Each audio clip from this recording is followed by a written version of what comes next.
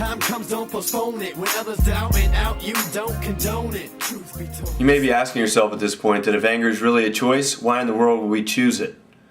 That's a good question and one that deserves an answer. Have you ever heard of a defense mechanism? A defense mechanism is just what it sounds like. It's something we use to protect ourselves.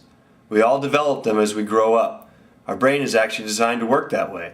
Again, the brain's a very complicated thing, but it basically compares everything it experiences with what's happened in the past. If you've experienced an adult who's angry or dangerous, all the adults you meet in the future are going to be judged against that knowledge. Your brain does that with everything. If the brain runs into something it hasn't experienced before, the default position is that that thing is dangerous, and we must be careful. For most of us, we've learned that anger works in a lot of these situations, if only for a moment. If something appears to be dangerous and we yell at it or threaten it, it'll often back off or do what we tell it to do.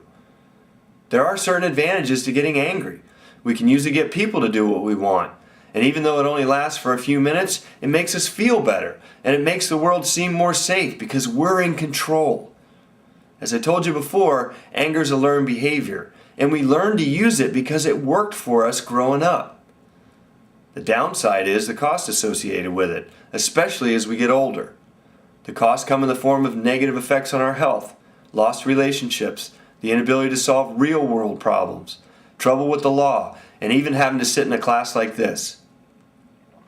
Take a few minutes to talk with your classmates about some of the benefits and costs that you've associated with your anger.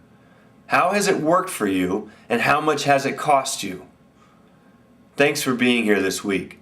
My hope is that what we've talked about will make next week even better. Remember, there's always a choice. Listen, do your own math and learn from the stuff that you are missing. Create your own path with your own vision.